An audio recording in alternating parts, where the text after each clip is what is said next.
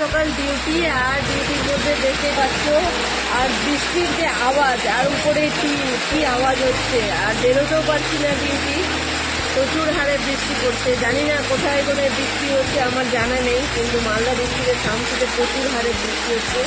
আর আজকে হচ্ছে আমাদের সবচেয়ে শামসিতে বড় হাট, সেই হাটটা একেবারে নষ্ট হয়ে গেল এই বৃষ্টির কারণে। আর কতক্ষণের বৃষ্টি সামনে দেখা যাক, তারপরে ডিউটি বেরোবো। রেডি তো হয়ে আছি, ডিউটিটা আর মাপ নেই, দায়িত্ব যেটা আছে সেটা পালন করতেই হবে। তাই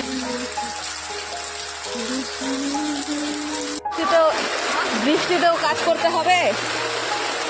এই যে দেখো, বৃষ্টির মধ্যে বৃষ্টির আওয়াজ অতিরিক্ত হচ্ছে, ওই জন্য ভয়েসটা হয়তো জোরে হচ্ছে না। ছাতা নিয়ে আসলেও আমি অলরেডি ভিজে গেছি আর চলে আসলাম হাটখোলার মধ্যে। আর এটা হচ্ছে আমাদের ন্যাশনাল রাস্তার হাটখোলার ভিতরে রাস্তার অবস্থা দেখো, কতটা জল কাদা গর্ত, মানে পুরো রিস্ক। আর আজকে হচ্ছে বৃহস্পতিবার, হাটের দিন, প্রত্যেকটা মানুষ এই হাটের উপরে নির্ভরশীল, কিন্তু অনেকে আজকের দিনে হাটটা পুরো জমজমাটি থাকতো, কিন্তু দেখা যাচ্ছে, দেখো তোমরাই দেখো কতটা ফাঁকা, কোনো লোকজন সেরকম নেই। আর আমি ডিউটি অলরেডি চলে আসলাম, দেখে সত্যি খারাপ লাগছে, এতটা বৃষ্টি হচ্ছে যে মানুষের ব্যবসা করাটা খুব কষ্টকর হয়ে দাঁড়ালো।